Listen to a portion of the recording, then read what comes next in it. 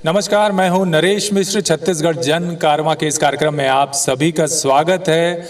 Ram one गमन पथ पर कदम दर कदम इस सफ़र को तय करते हुए हमारे जन कारवां पहुंच चुका है बस्तर, और बस्तर में हम आज इस कार्यक्रम की शुरुआत करने जा रहे हैं दंतेवाड़ा से। दंतेवाड़ा में हमारे साथ यहाँ के स्थानीय लोग मौजूद हैं, सभी राजनीतिक दलों के जनप्रतिनिधि मौजूद हैं, और हम स्थानीय मुद्दों पर चर्चा करेंगे, जानने की कोशिश करेंगे कि किस तरह से चुनावों के दौरान नेताओं ने जो वायदे किए हैं, सरकारों से जो लोगों की उम्मीद थी, क्या वो खरी उतरी है या नहीं। पर बातचीत का सिलसिला शुरू करें उससे पहले जैसा कि आप सभी जानते हैं कि हम लोकतंत्र को मजबूत करने के लिए, लोकतंत्र में सहभागिता के लिए मिलकर एक शपथ लेते हैं। तो मैं चाहूँगा कि आप सब मेरे साथ शपथ दोहराएं। उससे पहले सब अपनी अपनी जगह पर खड़े हो जाइए और जैसा मैं कहूँगा वैसा दोहराएंगे। अपना दायां हाथ आगे कर लेंगे आप सभी।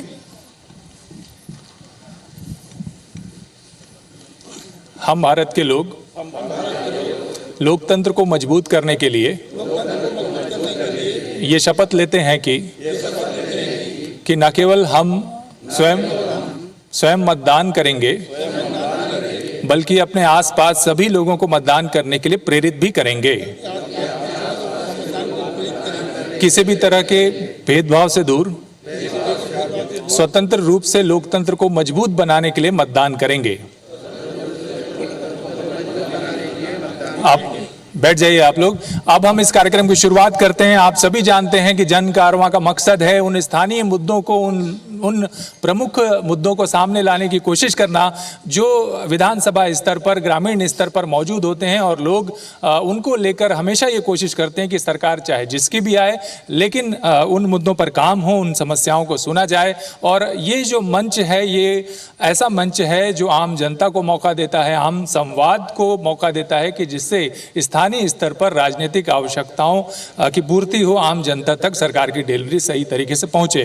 तो हम इसलिए शुरुआत करते हैं स्थानीय लोगों के साथ ही, उनका क्या कहना है, उनके कौन से मुद्दे हैं जिनको लेकर उनको लगता है कि यहाँ पर काम होने की ज़रूरत है। तो दंतेवाड़ा के लोगों से बातचीत शुरू करते हैं। जी, आप बताइए, आपको क्या लगता है इतने सालों में क्या कुछ हुआ और क्या कुछ होना बाकी है, और क्या कुछ मुद्दे अधूरे हैं? अभी जैसे कि बीजेपी के शासन में व्यापारियों की दुकान 70 दुकान टूटी थी, और जब कांग्रेस की सरकार आई तो उन्होंने बताया, आश्वासन दिया था मुख्यमंत्री जी ने कि हम दुकानें बनाकर आप लोग को फिर से देंगे।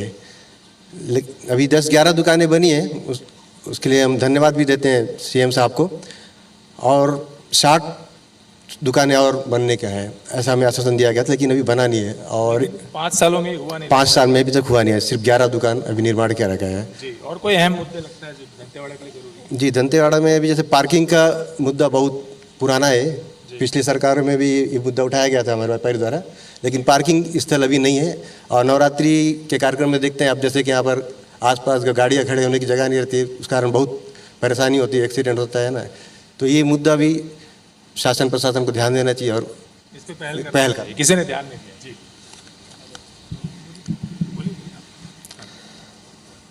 वैसे तो लगभग सभी मुद्दों पर हमारी सरकार जो है काम कर ही रही है, और स्थानीय मुद्दों में भी लगभग ध्यान दे रहे हैं। और जो दुकानों की बात है, तो दुकानें भी जो बननी थी उनको बनाए हैं, और आगे प्रक्रिया जारी है ताकि और दुकान बन सके। 4 साल लगे इसका? हाँ, 4 साल तो लगे, लेकिन फिर भी प्रक्रिया चालू, वो तोड़े थे, हम उसको बना रहे हैं। कुछ और लोगों से जानने की कोशिश करते हैं।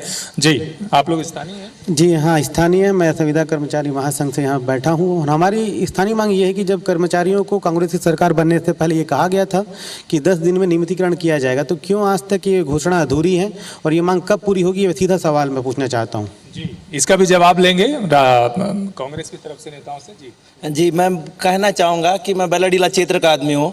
हमारी सरकार में 2003 से 2018 तक आप जाऊँगा एजुकेशन सिटी देख सकते हो, या तो आप जितने भी गीदम का गौरव पथ देखो, दंतेवाड़ा का गौरव पथ देखो, बचेली का गौरव पथ देखो, लेकिन आज के डेट में 4 साल में कांग्रेस सरकार ने कोई ऐसा स्कूल नहीं खोला, कोई ऐसा हॉस्टल नहीं खोला। जो भी है हमारी सरकार ने बनाया बुनाया, उन्हीं को लिपापोती किया। मैं आपको बताना चाहूंगा, NMDC Kirandul 500 crore per year, NMDC Bacheli 500 crore per year देता है। हमारे पास 338 पंचायतें, 3 नगर पालिका है, 1 नगर पंचायत। अगर एक एक पंचायत को 1-1 करोड़ भी देते हैं तो एक एक गांव का विकास अच्छी तरह से होगा। इस आप कह रहे हैं कि कांग्रेस के समय विकास नहीं कांग्रेस के समय कोई विकास जी। नहीं हुआ, बस मिट्टी काम हो रहा है, तालाब गोद रहे हैं बारिश में भी। मैं बिल्कुल सहमत हूं हमारे अरविंद भाई की बातों से।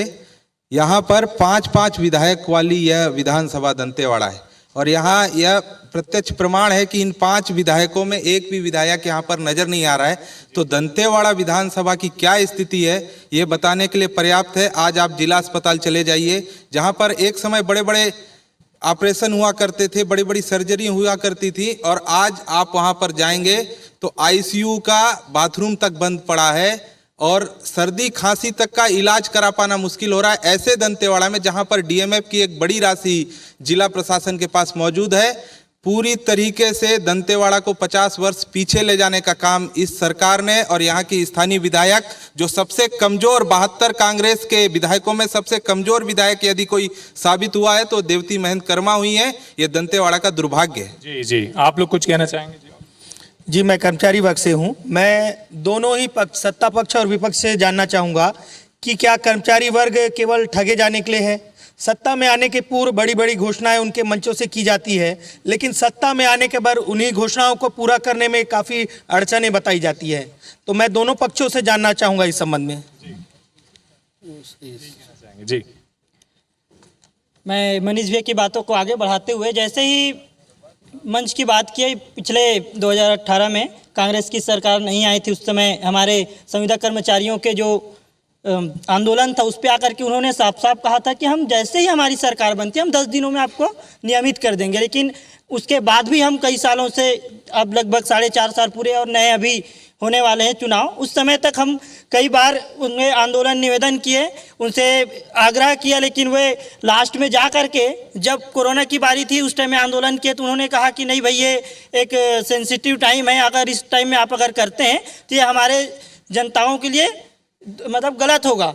लेकिन अभी वर्तमान में आप देखे होंगे कि जब हम आंदोलन कर रहे हैं निश्चितकालीन, अभी उसमें एस्मा लगाते हैं, तो ये कहाँ तक सही है? तो ये संविदा कर्मी और इसके अलावा भारतीय जनता पार्टी के नेताओं का भी कुछ सवाल था, और क्योंकि सत्र होने की वजह से विधायक से संपर्क हुआ लेकिन वो उपस्थित नहीं हो पाए, पर कांग्रेस के प्रतिनिधि यहाँ पर मौजूद हैं। आपने सुना आरोप, संविदा कर्मियों की भी नाराजगी है। जी, संविदा कर्मी का जो आरोप है उसमें विचार हमारी सरकार कर रही है, और अभी मैं चुनाव से पहले उनकी नियमितीकरण की हमको पूरी उम्मीद है और हो जाएगा, मेरे को ऐसा विश्वास है। जी, अभी हमने सुना है कि कांग्रेस सरकार में विकास नहीं हुई है। हम बीजेपी वाले से पूछना चाह रहे हैं कि आप 15 साल में क्या किए हो, जबकि हमारे मुख्यमंत्री भूपेश बघेल जी ने जो जो वादा किए थे उन्होंने पूरा किया, चाहे वो किसान हो, आदिवासी हो, चाहे व्यापारी हो। जबकि यहाँ पे कोरोना के समय 2 साल कोरोना में था, उस समय भी इन्होंने ऐसा काम किया है, चाहे वो धान का हो, चाहे तेंदुपत्ता का हो, हर काम उन्होंने किया है। अब विकास का गंगा बहाया है, और उन्होंने कहते हैं कि छत्तीसगढ़ में विकास नहीं हुआ है। अस्पताल की बात जो कह रहे थे वो तो काफी गंभीर लग रही है कि आईसीयू में ये व्यवस्था है कि बाथरूम तक तैयार नहीं है। नहीं, ऐसा नहीं है, उसका भी काम चल रहा है। अब उसका टेंडर भी हो गया है और वो होने वाली है। जी, देखिए, मैं IBC 24 को जन कारवां कार्यक्रम के लिए पहले धन्यवाद देना चाहता हूं, और संविदा कर्मचारियों के बारे में ये कहना है कि पिछले 15 सालों में ये जो संविदा कर्मचारी इतने बढ़े, क्योंकि 15 सालों में उनका नियमितीकरण नहीं हुआ। अभी हमारी सरकार आई है तो क्रम बाई क्रम उनका नियमितीकरण कर रहा है, और आगे भी उम्मीद है कि भूपेश बघेल की सरकार नियमितीकरण को आगे ले जाएगी और सारे संविदा कर्मियों को नियमित किया जाएगा। जी, तो कांग्रेस ने फिर वायदा किया है जी भारतीय जनता पार्टी से। संविदा कर्मचारियों के जो नेता या कर्मचारी आंदोलन कर रहे हैं, बीजेपी के प्रदेश अध्यक्ष बोल चुके हैं कि हम इनको रेगुलर करेंगे। कांग्रेस पार्टी के जनप्रतिनिधि सरकार और संगठन के लोग खाली धोखाधड़ी करके सरकार बनाए हैं। बात करते हैं 15 साल की, जब शिक्षा कर्मी भर्ती हुई थी वो भी कांग्रेस गवर्नमेंट की थी, 500 रुपये में भर्ती किए थे। बीजेपी ने उनको रेगुलर किया, पैसा बढ़ाया। लेकिन कांग्रेस पार्टी सिर्फ धोखा दे रही है, तो बीजेपी तो ऐलान की है कि हम रेगुलर करेंगे संविदा कर्मी को, और कांग्रेस पार्टी 27% पैसा बढ़ाने की बात की, वो भी नहीं बोल रही है कि कब बढ़ाएंगे। तो वो तो वही कह रहे हैं कि दोनों सरकारें वायदा करती हैं लेकिन जब जीत जाती हैं उसी पे बात कर रहा हूँ कि कांग्रेस गवर्नमेंट ने 500 रुपए में शिक्षा कर्मी भर्ती किया, लेकिन बीजेपी सरकार ने बढ़ा के रेगुलर किया पैसा भी, तो आज बीजेपी गवर्नमेंट की सरकार बनेगी, इनको सबको रेगुलर किया जाएगा। जी अध्यक्ष। कांग्रेस के सरकार ने सबसे पहले 36 चुनावी घोषणा पत्र जारी किया है और उसके बाद आज एक भी चुनावी घोषणा पत्र को पूरा नहीं किया गया है। शराबबंदी की बात किया है, आज शराबबंदी कहाँ हुआ है, बल्कि कांग्रेस के सरकार ने शराब को होम डिलीवरी करके घर घर पहुँचाया जा रहा है, खुलेआम तस्करी किया जा रहा है। शराब जो है बीच रोड में हर गांव में शराब की दुकानें संचालित किया जा रहा है। कांग्रेस सरकार ने कुछ भी नहीं किया है। भारतीय जनता पार्टी ने 15 साल में जो विकास की काम किया है, और यहाँ पर किसानों की बात कर रहे हैं, अभी दान की बात कर रहे थे, हम 2500 रुपया देने की बात की है कांग्रेस सरकार ने, जबकि केंद्र सरकार ने धान खरीदी के लिए 2040 रुपया और 60 रुपया दे रहा है, और 2500 रुपया राज्य सरकार का किसको दे रहा है। और तेंदुपत्ता की बात अभी शकील रिजवी ने कहा है, वो 4000 रुपया दे रहे हैं करके। तत्कालीन सरकार डॉक्टर रमन सिंह के समय तेंदुपत्ता में 2500 रुपया देते थे, उसके बाद बोनस दिया जाता था, चरण पादुका दिया जाता था, साड़ी दिया जाता था, और तेंदुपत्ता संग्राहकों को अगर कुछ दुर्घटना होने पर बीमा दिया जाता था। ये सारे बीमा जैसा चीज को कांग्रेस की सरकार ने बंद करके रखा है। ये स्थिति है कांग्रेस की सरकार की। क्या कहेंगे अध्यक्ष? ये झूठ बोलने के लिए भारतीय जनता पार्टी आदी है, इसको कोई नहीं। अभी ये क्या है, झूठ बोले थे पिछले चुनाव के समय में तो यानी छत्तीसगढ़ यानी कांग्रेस वीरान करना चाहते, कांग्रेस को रहना देखना नहीं चाहते थे, परंतु क्या करोगे, ये अभी कोमा में है, कुछ ना कुछ बोलना इनका फर्ज है। झूठा बोलते हैं, कोमा में है, और कोमा के बाद में पेशेंट पे कोमा में जाता है तो कोमा के बाद में क्या होता है तो वो दुनिया को जाहिर है। और अभी ये कोमा में है और अभी ये चुनाव आ रहा है, तो उसके बाद में लोग कहाँ जाएंगे ये तो समय ही बताएगा। जी जी। अच्छा, आप वादे की बात करते हैं तो हमारे प्रधानमंत्री नरेंद्र मोदी जी क्या बोले थे, हमारी सरकार बनते ही हर किसी यानी कि खाते में कितना आएगा, 15 लाख रुपए बोले थे ना, आया 15 लाख आया? बताइए, आया? बोलिए, आया? तो जब प्रधानमंत्री अपने वादे से चूक रहे हैं, जो पूरे भारत के जो मंत्री हैं वो जो वादा करके नहीं कर पा रहे, जबकि उनकी सरकार बन के 9 साल हो गई है, 9 साल हुआ ना, बताओ। लेकिन वायदे से चूकने कोई चूक रहा है तो आप अपना पक्ष बताइए। हाँ, तो और देख, आप बात करते हैं हॉस्पिटल की, तो आज से 4.5 साल पहले हॉस्पिटल की क्या स्थिति थी? वहाँ तो एक अपेंडिक्स का भी ऑपरेशन नहीं होता था, ना कहीं सीजर से। महिलाओं को अगर सीजर से बच्चा करना था तो जाते थे जगदलपुर, अभी तो सीजर से बच्चा हो रहा, भाई अपेंडिक्स का ऑपरेशन हो रहा है, हर्निया का हो रहा है, और क्या चाहिए बताइए? पहले तो हर चीज के लिए जगदलपुर जाना था। जी, मेरा ये कहना है क्षेत्र का विकास जनता के विकास से होता है। क्षेत्र का विकास, आप लोग सुनिए, एक एक करके बोलिए। मेरा कहना है क्षेत्र का जो भी विकास है वो जनता के विकास से, जनहित के मुद्दों से ही विकास होता है। मेरा यह कहना है दंतेवाड़ा जिले का, हम स्थानीय मुद्दों को और प्रदेश के स्तर पे देखकर हम यहाँ पे उपस्थित हुए हैं। विकास की गंगा, हमारे शकील भैया ने कहा है, विकास की गंगा देखना है तो मैं एक शब्द में कहूंगा, बड़ी कठिन है डगर दंतेवाड़ा की। आपको विकास देखना है तो सड़क है, सड़क के माध्यम से विकास होती है। आप आइए, किरंदुल से आए हैं इन्हीं लोग, अभी गाड़ियां फंसी हुई हैं रोड में। विकास देखना है तो शिक्षा का स्तर चरमराया हुआ है, और आपको स्वास्थ्य शिक्षा चरमराई हुई है। जल ग्रहण मिशन का घरों में पानी नहीं पहुंच रहा है। व्यक्तिगत विकास हुआ है, लोगों का, व्यक्तिगत नेताओं का विकास हुआ है। ये अपना सीए रिपोर्ट ला दे और अकाउंट ला दे, अभी कांग्रेस के समय में इन नेताओं का कितना विकास हुआ है, मैं चैलेंज करता हूं। जनता का विकास शून्य है। ये जो भाई साहब कह रहे हैं सही कह रहे हैं। अभी आप हाल में ही देख रहे हैं डीएफ मत का जो बंदर बाट और घोटाला हो रहा है, किसी से छुपा नहीं हुआ है। अगर कोई वह कह दे 80-80 लाख रुपए मात्र निकल रहे हैं एक पोटा केबिन और स्कूलों के रिपेयरिंग के, मुश्किल से 10 लाख 15 लाख के काम हो रहे हैं, बाकी पैसे कहाँ जा रहे हैं? कहाँ जा रहे हैं? आप देख के आइए 80 लाख कौन सा रिपेयरिंग कर रहे हैं? मन चाहे रिश्तेदारों को अपने मन चाहे ठेकेदारों को काम मिल रहा है, और क्या हो रहा है? भ्रष्टाचार नहीं तो क्या है? जी, भ्रष्टाचार के आरोप लग रहे हैं। जी, भ्रष्टाचार का आरोप ऐसा है, भारतीय जनता पार्टी 15 साल में जितना भ्रष्टाचार किया उसी का जो कांग्रेस को इतने 70 सीट के साथ जीता है जनता ने और 14 सीट में समेट के रखी है। भारतीय जनता पार्टी अपने गिरेबान में झांके और वो देखे क्योंकि जनता ने उनको क्यों हराया। भ्रष्टाचार पर भाजपा को बोलने का हक नहीं है। 2017 की इनकी कार्यकारिणी में रमन सिंह ने खुद कहा था इनके मंत्रियों से कि आप 1 साल कमीशन छोड़ दो, इनकी सरकार आ जाएगी, लेकिन इनके मंत्री 1 साल कमीशन नहीं छोड़ पाए। इनकी कार्यकारिणी बोले थे। हाँ जी जी, हम कुछ और लोग भी हैं, उनसे भी बात करते हैं। जी, मैं सरकार से पूछना चाहता हूं, जो हमारे दंतेवाड़ा जिले के किसान हैं, जो मोचोबाड़ी और बोरवेल यहाँ के डीए में पैसा से होता था, वो कहाँ गया? बाड़ी कहाँ गई? बोर कहाँ गई? आज किसान रोड पे है। हमारे मुख्यमंत्री ने वादा किया था, मुख्यमंत्री वृक्षारोपण में पैसा दिया जाएगा। हम भी किसान हैं, हमने पौधा लगाया, फूटी कौड़ी नहीं मिला है हमको। और अभी ताजा घटना बता रहा हूँ। आपका सवाल किससे है? प्रदेश सरकार से और यहाँ की स्थानीय विधायक से। और अभी जब हमारी रमन सरकार थी उस समय गांव में एम्बुलेंस सरपट दौड़ती थी। अभी ताजा घटना है, एक मरीज को मैं शिफ्ट किया हूँ, 2 घंटा पड़ा रहा, बेचारा एक मर गया है। अभी ताजा घटना है, एम्बुलेंस गायब है, पैसा कहाँ जा रहा है एम्बुलेंस का पैसा?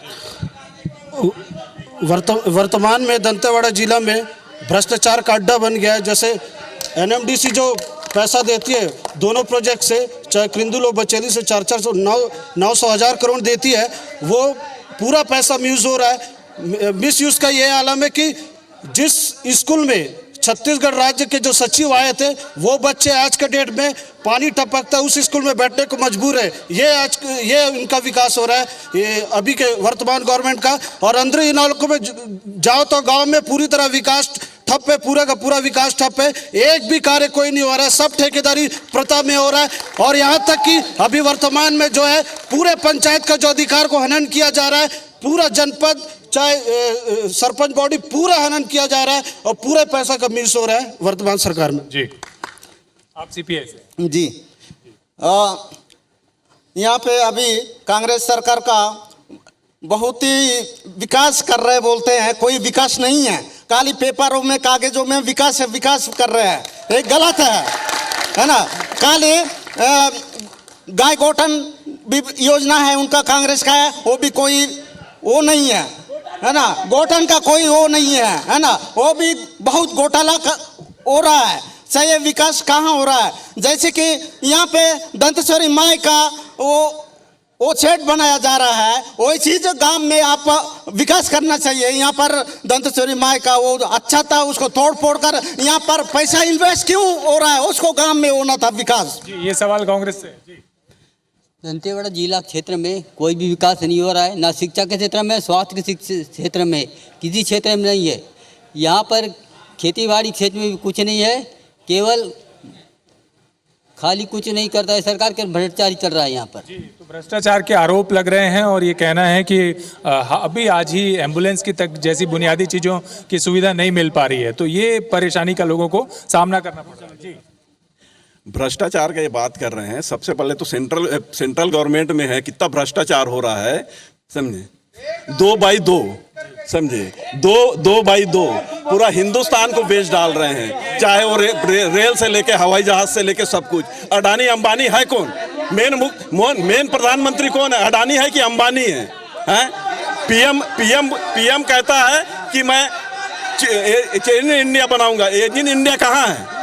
आज भूपेश बघेल छत्तीसगढ़ में ये दिखा दिया है कि विकास कैसा होता है। चाहे गांव से लेके शहर तक हर जगह विकास की गंगा बह रही है, वो भूपेश बघेल है, समझे। जी जी, आरोप सुन रहे थे, जवाब देना चाहेंगे। जी, भ्रष्टाचार के बारे में जहाँ तक कहा जा रहा है, इसमें सच्चाई बिल्कुल भी नहीं है। और भूपेश बघेल की हमारी सरकार ने छत्तीसगढ़ की अस्मिता की पहचान अगर किसी ने मुख्यमंत्री ने दिलाया तो हमारे माननीय भूपेश बघेल जी ने दिलाया है। और भूपेश बघेल जी एक ऐसे मुख्यमंत्री है जो समाज के सभी वर्गों का ध्यान रख रहे हैं। ऐसा कोई भी वर्ग है जो अछूता नहीं है। और छत्तीसगढ़ की अस्मिता, वास्तव में छत्तीसगढ़ की सरकार क्या है, 15 सालों की भाजपा के सरकार के बाद आज छत्तीसगढ़िया को अपने छत्तीसगढ़िया होने पे अभिमान है और छत्तीसगढ़ अस्मिता की पहचान है भूपेश बघेल। और जी, मोदी जी ने 70 साल क्या किया, कांग्रेस ने क्या किया पूछते रहे। जब बताते गए कि कांग्रेस ने क्या क्या किया, उसको बीजेपी ने सिर्फ बेचने का काम किया है। दो लोग खरीदते रहे, दो लोग बेचते रहे। तो आरोप के बदले आरोप है कि भ्रष्टाचार की बात ना करे करके। जी, अभी कांग्रेस के लोग बता रहे हैं कि विकास की बात कर रहे हैं। भ्रष्टाचार के बारे में मैं बताना चाहता हूं, 2000 करोड़ शराब घोटाला किया गया है। ये कांग्रेस के सरकार ने या आबकारी मंत्री ने घोटाला किया है, 2000 करोड़ का घोटाला किया है। और घोटान की बात में, घोटान में पूरा भ्रष्टाचार है, वहाँ ना गाय है ना गोबर है, इस प्रकार का पूरा घोटाला किया गया है। अगर घोटान में विकास का काम किया गया है, वो पैसा है केंद्र का पैसा है, मनरेगा का पैसा प्रधानमंत्री का है, डीएमएफ का पैसा प्रधानमंत्री का है, पूरा घोटाला ही घोटाला कांग्रेस सरकार ने किया है।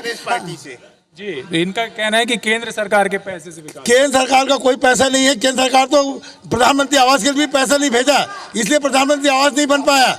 और ये इनका जो हाल है, गैस डीजल पेट्रोल को आसमान में पहुंचा दिए हैं। आज लोगों को गुजारा करना मुश्किल हो गया। 150 रुपये में टमाटर बिक रहा है। मणिपुर का हाल जाके देखिए, आप देश संभालने की स्थिति में नहीं है। आने वाला समय कांग्रेस का है। जब आप मणिपुर की बात कर रहे हैं तो क्या पश्चिम बंगाल में जो घटना घटा था, क्या वो उस समय आप लोगों को दिखा नहीं क्या? जी, जरा गौर से सुनिए। जी, मणिपुर की घटना को लेके कांग्रेसी भाई लोग जो बोल रहे हैं, इससे पहले जो पश्चिम बंगाल में जो घटना घटा था उसके बारे में किसी प्रकार कोई आक्रोश नहीं था क्या? ये उस समय बोल नहीं सक रहे थे। आज अचानक जब ये मणिपुर वाली जो घटना आज से नहीं कई दिनों से चल रहा है, उसको आज इनको याद आ रही है कि ये मणिपुर की घटना हो रही है, जबकि इससे पहले पश्चिम बंगाल में जो घटना हुआ उसको कभी क्यों नहीं देखा? मैं कांग्रेसियों से पूछना चाहता हूं, विकास की जो बात कर रहे हैं, 2000 में माननीय अटल जी ने हमारे प्रदेश को प्रदेश बनाया। उसके बाद 3 साल जोगी जी का जो गवर्नमेंट था, जो जंगल राज रहा, डबरी के नाम से लेके सारा घोटाला, आप देखिए हमारे भाजपा के रमन के 15 साल का नेतृत्व में आप हमारा एजुकेशन सिटी बना, शिक्षा के मामले में हॉस्पिटल बना, नया कलेक्ट्रेट बना, बच्चे लोग के लिए चूलो आसमान और पीएटी पीएमटी के लिए उसके कोचिंग चल रही। ये क्या बात करें? और एक लक्ष्य जैसे संस्था उसको बंद कर दिए, ये क्या बात करेंगे शिक्षा की? भैया, जिस तरीके से दंतेवाड़ा में आज अराजकता का माहौल पैदा हुआ है, आप जैसे अभी शिक्षा के बारे में और स्वास्थ्य की व्यवस्था जिस तरह से चरमरा गई है, आप देख सकते हैं।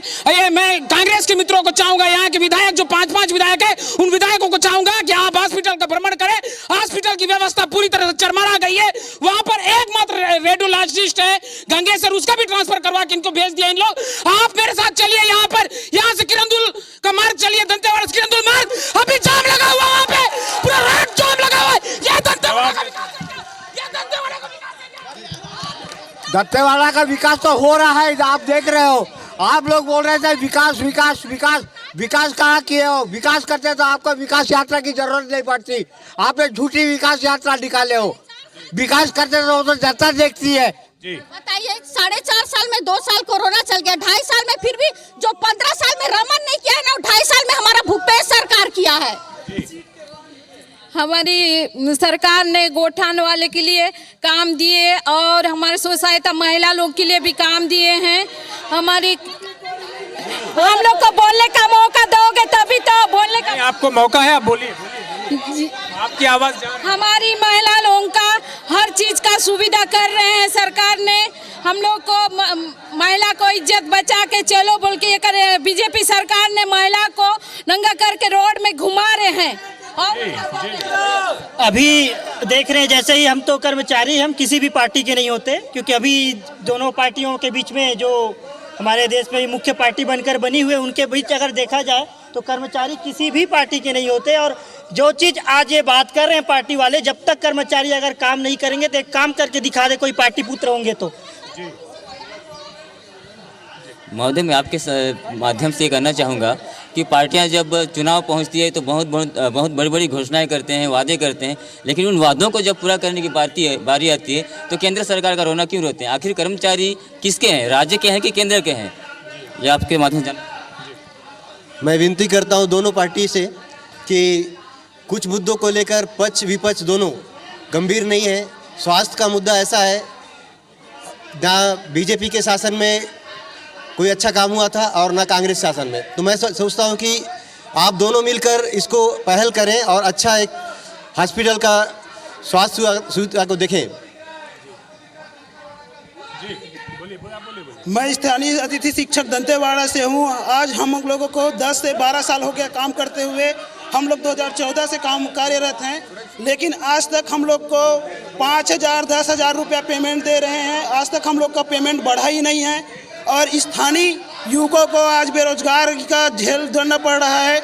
आज विद्यामितान थे जो ठेका प्रथा पर चालू हुआ था विद्यामितान, उसको आज अतिथि शिक्षक नियमित कर दिया गया और उनको संगठन में उसको जगह दिया गया और उनका 2,000 रुपये बढ़ा दिया गया। लेकिन आज बस्तर के दंतेवाड़ा के कोई बेरोजगारों को पैसा ना बढ़ाया गया। 10 साल हो गया, 5,000 और 12,000 रुपये में काम कर रहे हैं और दोनों पक्ष के नेता लोग भी हमारे लिए कोई काम नहीं करते।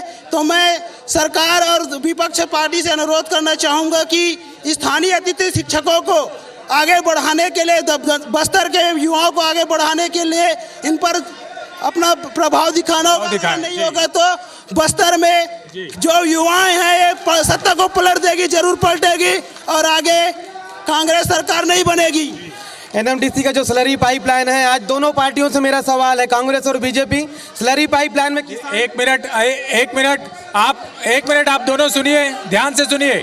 देखिए, शोर करने से आम लोगों की बात नहीं सुनाई देगी, इसलिए जरूरी है कि आप लोग जिम्मेदारी का प्रदर्शन करें, सवाल सुने तभी आप जवाब दे पाएंगे। जनता का ये मंच जनता का है, आप लोग शोर शराबे से जनता का अपमान कर रहे हैं और ये सारा चीज आम आवाम देख रही है, इसलिए जरूरी है कि ध्यानपूर्वक आप सुने बात लोगों की। मैं किसान का बेटा और एक किसान से जुड़ी बात करना चाहूंगा। एनएमडीसी जो स्लरी पाइपलाइन बिछा रही है उसमें कौन सी पार्टी किसानों के साथ है? क्या बीजेपी साथ देगी?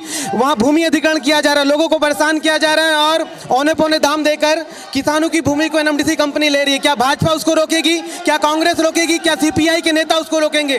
कौन सी पार्टी आज किसानों के हित में बात करती है? आज यहाँ मंच पे सामने खुलकर बोल दे कि कौन से वो स्लरी पाइपलाइन में किसानों के हित की बात करेंगे। कांग्रेस सरकार वादा खिलाफी में मुकर गई है। वो पहले सरकार नहीं आने के पहले वादा ये किया कि बेरोजगारों को हमने नौकरी देंगे, बेरोजगारों को भत्ता देंगे और हमारे सरकार रहते हुए भी कहीं कैंप नहीं लगेगा और गश्त नहीं घुमाएंगे। ये कांग्रेस सरकार ने वायदा किया और वो वायदा को मुकर गया और जहां अंदरूनी क्षेत्रों में आश्रम था उसको रोड किनारे में आश्रमों को शिफ्ट किया गया, उसको हम जहां पर आश्रम है वहां पर शिफ्ट किया गया बोलकर आबकारी मंत्री ने झूठा बोला है ना। हमारे खटीकरण का जब एक रवैया स्कूल है उसको यहाँ पर जाऊंगा मैं शिफ्टा किया गया। इस सरकार से हमने मांग कर रहे हैं, वहाँ का खटीकरण का जनता मांग कर रही है, कहाँ सुनी नहीं रहे। इतना झूठा वादा के खिलाफी लोग हैं जी। कांग्रेस पार्टी कहती है कि हम संविदा कर्मियों को नियमित करेंगे और यहाँ स्वामी आत्मान विद्यालय जो विभिन्न स्कूलों का नाम परिवर्तित करके उसमें नियुक्ति की जा रही है, ठेका प्रथा से की जा रही है। अगर इनकी नीयत है संविदा कर्मियों को नियमित करने की तो पहले ठेका प्रथा से नियुक्ति बंद करें। जी।